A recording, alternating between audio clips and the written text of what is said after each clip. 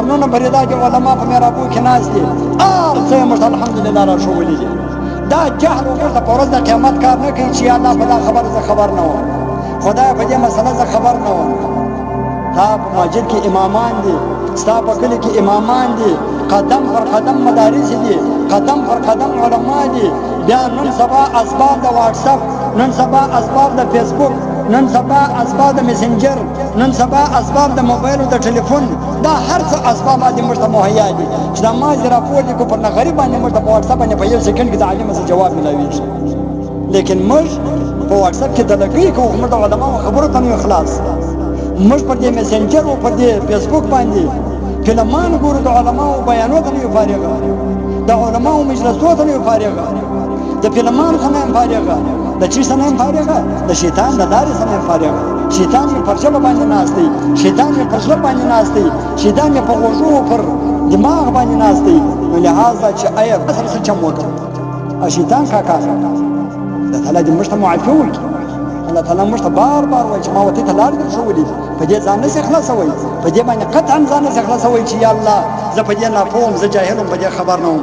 الله تعالی وایي ما تا ته علما نه وو درستولي، ما تا ته قرآن نه وو درستولي، ستا په مسجد کې امام نه وو، ستا په کلي کې امامان نه وو، ستا په کلي کې مشتان نه وو، ستا په علاقه کې علما نه وو چې دا مسله ورته نه کړې وای. یا نو جاهل د په قصد ځان جاهل اچولی، چې په قصد ځان جاهل اچولی وو نو د جاهل لپاره بیا ځای معلوم دی چې جهنم دی. نو تا به یې واره دورې صفا کوم یا به الله تعالی مې دې وسه ځکه الله جل جلاله موږ ته هره لار راښولې ده. وهدیناه النجدین، وهديناه النجدين. فقرآن پاک کې موږ ته الله تعالی هره لار راښولې ده.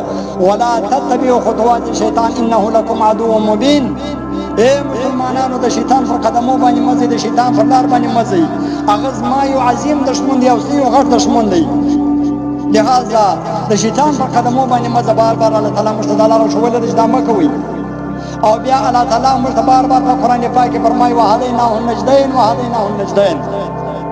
ما ولې انسانانو ته دواړې لارې ښولې دي، دا د حق لار ده، دا د باطل لار ده، دا د جهنم لار ده، دا د جنت لار ده، دا زما او د رسول د رضا لار ده، دا زما او د رسول د نافرمانۍ او د قهر او د غضب لار ده.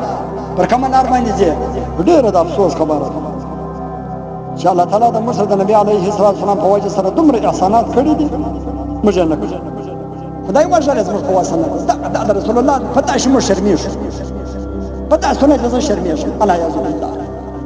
نو بیا به الله جبار په ژړه کې ګایي، بیا را په یاد شو نور به نو زه کوم عمل وکړم، نور به موږ کوم عمل وکړو چې یاره موږ د رسول الله په ژړه شرمېږو.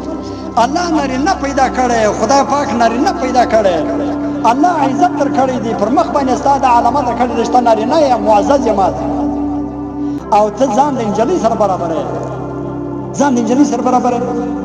خیر اخونه دې بیا د هر چا ورته مخ کوم لاجبار ووایي که نه وایي، کوم لاجبار تشدد وکړي که نه وکړي، کوم لاجبار کتابونه ذکر کړي که نه ذکر کړي. خو د موږ سره په دې کې دښمني مه کوئ، دښمني د هغه علماو سره وکړئ چې د ما سره په حجره کتابونه پراته دي چې د 1900 کاله مخکې لیکلي دي، پر دغه ژړه باندې چې کتابونه لیکلي دي هغو ته باید ووایاست، لاجبار ته باید مه ووایاست. لاجبار صرف د هغو نقل ورته ته کوي چې هغه دا وایي دا وایي دا وایي. کتاب دا وایي چې په قبر کې د ژغرولې سره نبي علیه مخ ګرځي، مخامخ نور ته ګوري. دا کتاب وایي مولانا محمد زکریا صاحب لیکلی دی، د 1900 کلونو کې وفات شوی. راځه هر چاته زه کتاب ښکاره کوم. پر ملاجبار باندې بد مه وایه چې ملاجبار تشدد کوي په ژړه کې. ما چېرته تشدد کړی؟ تشدد خو هغو کړی دی، په هغو علماو باندې بیا بد ووایه. نو دا مې تر دې پورې وویل چې موږ دغه طریقه خلک د رسول الله پر ځان باندې نسو برابروي، موږ په ژړه باندې شرمېږو. نورې به کومې طریقې موږ پر ځان باندې وشي، نورې به کومې طریقې موږ په ځان کې راولو چې په دا موږ شرمېږو.